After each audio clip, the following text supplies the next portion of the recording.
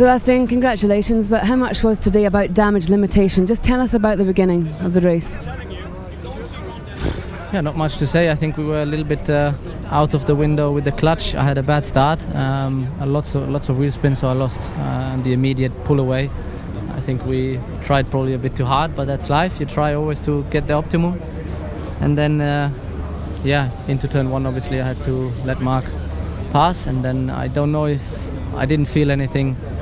People said that Lewis touched me. As I said, I didn't feel anything, so probably he achieved this time what he didn't achieve in Valencia.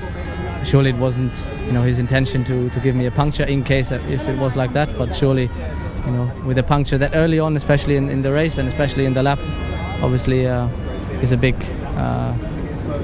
minus, so not an advantage, so I had to come back slowly to the pits.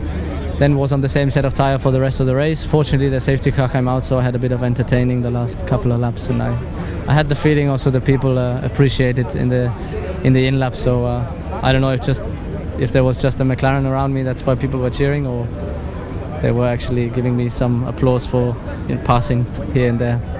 And just tell us about the actual start with Mark. Do you think that he gave you enough room? Did you give him enough room? Is the question serious now?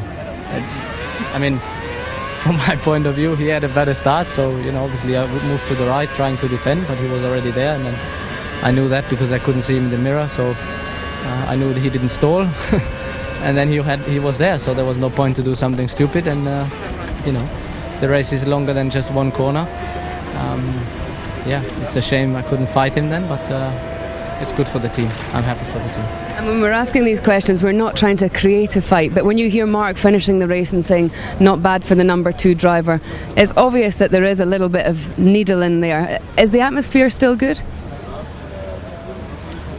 Well, I obviously focus on myself, and so does he, I guess, but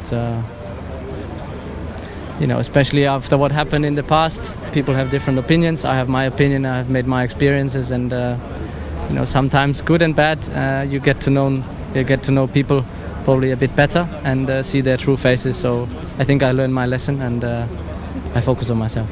But you leave Silverstone happy after today? Yeah, it's a great track. It was obviously quite entertaining the last couple of laps. I wish I would have fought for the first position, but didn't happen. So it's still it's a great place, and as I said, it's always a good atmosphere. A lot of people here, and it's great. Then if you finish the race, and from first to last, more or less, the people appreciate and stand up and cheer. So it's always a great atmosphere here.